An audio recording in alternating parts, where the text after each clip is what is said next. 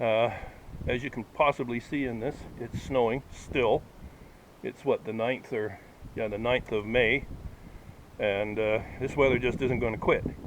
I had intended to go down to the property, well, really about 2 weeks ago, but there was just no way to get in there. It was just all snow.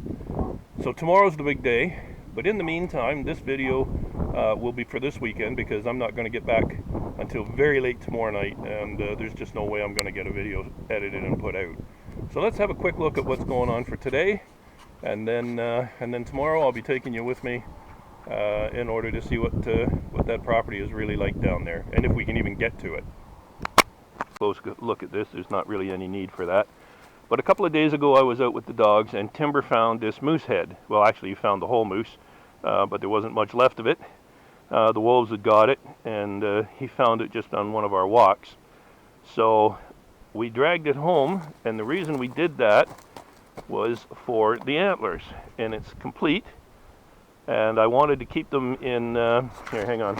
I wanted to keep them in one piece rather than the two separate pieces, so I did that. I removed them, and so now we're going to take the rest of the head and haul it back out to the bush on one of our little walks. I'm going to throw it in the back trailer of the four-wheeler, and we'll put it out there, maybe put a little piece of wire or something on it and hold it to a tree and set a trail camera in front of it and see if something happens over the next week or two. We can get some pictures that way. So that's today's little trip. Let's get on with it. As soon as I got off the road, the highway, and the travel roads, I got the helmet off because my ears were freezing. So we're going to head up this old road here to a spot where I set cameras before and found other good cartridges actually. It's not what we found this one, but it's a good spot. It's a one-foot road here, I'll show you here. That's what it looks like.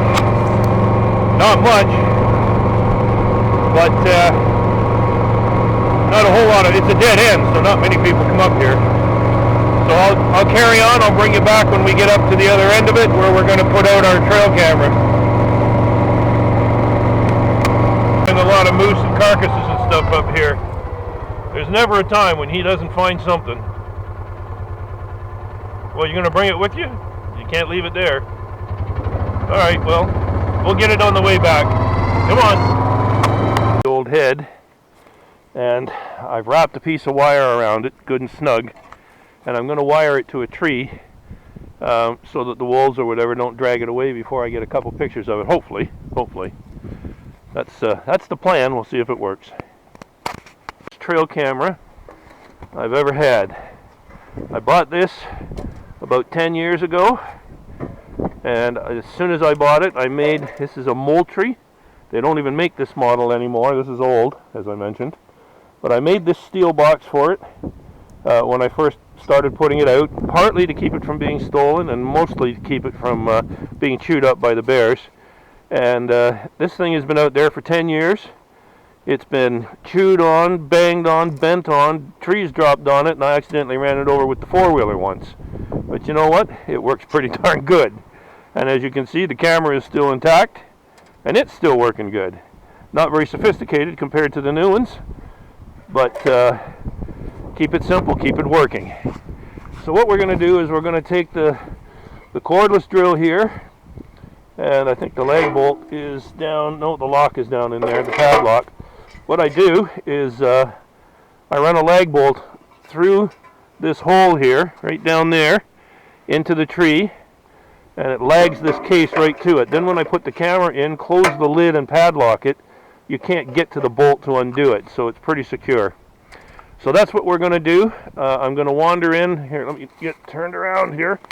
I'm going to wander into the bush here, and probably not too far because I didn't wear really heavy boots here, but just inside there, just away from the trail. I found carcasses before. So I'm going to set it up just in there. We'll set up the camera, leave it here for a few days, and hopefully we'll get some pictures. I dragged him here by that piece of wire that I've got around his head there to anchor him to the tree. Timber, stop that.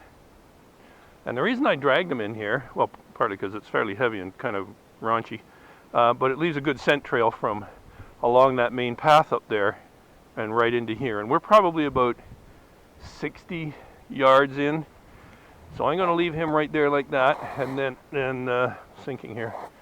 Probably on this tree here, I'm going to set up the camera. Actually, yeah, that'll do. I don't want maybe that tree there. I don't want it to have a, I don't want it to face south too much, because being in the northern hemisphere here, I don't want the sun to cause a glare on the camera. So, yeah, maybe I'll use that tree there. Anyways, we'll go and get the camera. I left it in the four-wheeler, so we'll walk back and get that tree. Just because there's more cover for the camera not to be seen. It should fit nicely right there. I'll get it legged in place, nice like that. And a lot of times I need to give it a little twist or a turn. So I just take a stick and I maybe wedge it behind there before I get it fully tightened up. And that usually gives me enough adjustment in angles and so on to be able to get it where I want it. This is going to take quite a lot actually, because this tree actually is tilting. If I give that right back like that, that's... Maybe this isn't the best tree. I don't really want to put it up. Well, give me a minute here. We'll have to figure this out. It's a little more exposed than I wanted, but so I'll just give you an idea of the angles here. There's our moose head, and directly in line over there is the camera to the tree. And we have 1, 2, 3, 4, 5, about 6 paces. So that's a good distance. What I'm going to do is just clean out these little branches here, because anybody who uses trail cameras will know that they can certainly trigger your pictures, and you'll come back and you'll see 80 pictures and you'll think, man, that's awesome, and then suddenly you'll realize you got 80 pictures of wobbly tree sticks and stuff. So I'll do a little weeny bit of trimming, and then we're good to go. All right, let's get that done. I'm going to put the camera in here. We'll get it done. Actually, I won't do that until after I've trimmed, because I don't want to take 10 pictures of myself while I'm doing it, use up both batteries and SD card. So I'll just do that for a minute, and then I'll show you the last step. I've just set it there for a moment. I have to lift it out to turn it on, but I just wanted to show you here. What I do is I take a bunch of sticks, just you know, anything I find, and I can wedge them in the back there before I tighten up that lag bolt, and it allows me to tilt the angle a little bit with the shape of the curvature of the tree, so that I can aim it a little bit. So I'm going to need both hands for this, and I didn't bring a tripod, but all I'm going to do is lift the lid, turn the camera on, put the top down, and lock it. So I'll bring you back after I complete that. Okay, so there it is.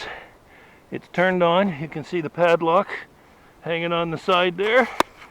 So we're ready to go. I just put a couple of branches down the back there to keep it stable. Now what I might do here is just pick up a few twigs. I sometimes, you know, just put a few along like this, especially when it's a bit open like that. So I'll probably do a bit of that. And then it's time to get out of here. Whoops, then it's time to get out of here. So I'll just dress it up a little bit, and we're good to go. Bump the camera off center here. But that's it anyway.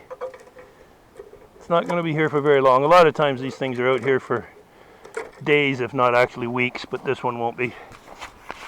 I'll be out here for it for within the week at the most.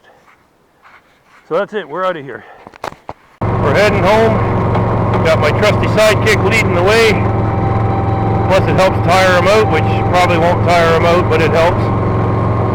If ever there was an energizer mutt, boy, he's the one. So we got probably another mile down this road. We've come about 2 or 3 already. We'll get onto an actual road, and then home, and then I get to start editing. So, oh, he's found something else. What do we got now? Oh, you left it? Okay. Anyways, I want to thank you for joining me. Let's hope we get some decent pictures that I can share with you in the next little while, probably the next week. I'm going to come back, it's Saturday, so I'll come back probably next Thursday. Friday and see what's there. There's not much there, just that head, so when they find it, if they do, and I'm sure they will, they won't be around long because there's not much for them to do with it. So I imagine they'll only be there once or twice, maybe 1 or 2 days, and they'll be gone. So we got that to look forward to, and some video from the property, assuming I can actually get there through all the snow and crap and mud. Have a great week. Everybody be safe. We'll see you down the trail.